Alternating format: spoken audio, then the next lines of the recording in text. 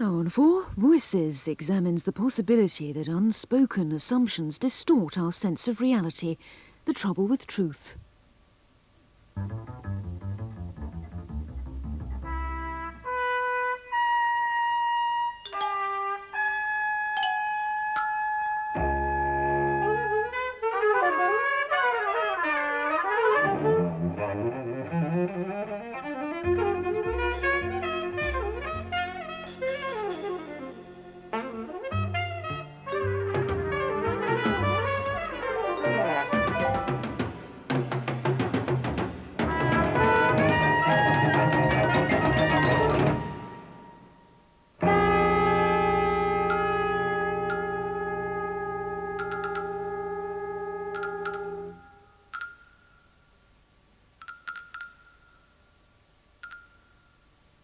Most forms of contemporary intellectual enthusiasm start by taking some central truth and then exaggerating it, sometimes out of recognition. For example, artificial intelligence takes the fact that computers can indeed do many things that in human beings we would regard as signs of intelligence, and then it tries to make the digital computer the model for all intelligence. Indeed, in the most extreme version, it says that human beings just are computers. But deconstruction as an intellectual movement doesn't really fit this general pattern. In deconstruction, as far as I can tell, the idea is not to build on some central truth. Indeed, there isn't any truth that underlies deconstruction. It's part of the deconstructive ideology that the whole idea of truth and related notions are in need of deconstruction. I don't really think you can give a precise definition of deconstruction. Indeed, the whole idea of things like precise definitions, clear, explicit meanings, all of that is regarded with suspicion by deconstructionists. But one way to characterize this movement would be to say that it's opposed to a certain traditional conception of meaning, language, and the mind, which is characteristic of common sense as well as parts of linguistics and certain kinds of philosophy of language. It's opposed to the common sense conception that words have more or less stable meanings and that people can determine what they mean when they speak.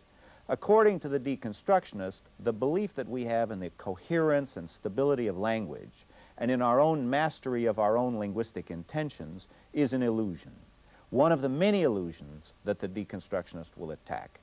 Deconstructionism is a peculiar philosophy of language. In another respect, it's found rather little support among professional philosophers of language, linguists, and logicians, but it has been received with lots of enthusiasm in studies of literature and literary criticism. Whatever else we can say about deconstruction, it poses a challenge to our customary ways of thinking. Here today, to discuss this challenge with me, is Gayatri Spivak, a leading deconstructionist and author of a recent collection of essays called In Other Worlds. Gayatri, I want to start this discussion by making myself a target. What I want to do is present a certain common sense view that I think a lot of us have about language and the mind and how words relate to reality, and then I want you to give me the deconstructive response to that. I guess it's part of our common sense notion that words have conventional meanings and we combine these into sentences. So if I utter the sentence, "It's cold in here," we know what that sentence means because we know the conventional meanings of the words. Now, in addition to the conventional meanings of the words, there are the speaker's intentions. And what the hearer does when the hearer understands is pick up those intentions. So I might say, "It's cold in here," meaning not only is it cold in here, but also meaning turn the heat up or turn the heaters on or something like that. I might have a speaker's intention that went beyond the literal meaning of the words.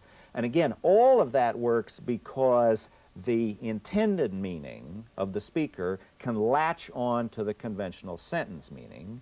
And of course, the interest in all of that is that these words can actually stand for real things in the real world.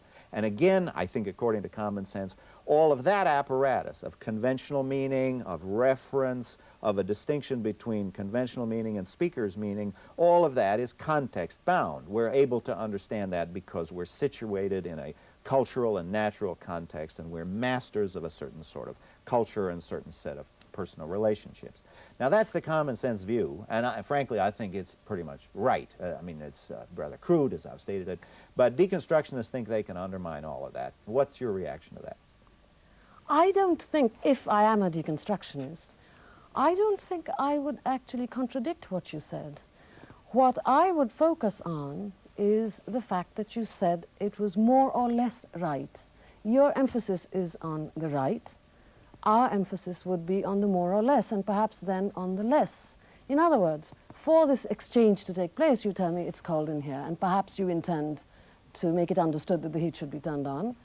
We would say, now, in order for this to happen, what else is happening? How is it that, in fact, John Searle tells Gayatri Spivak it is cold in here, and she understands?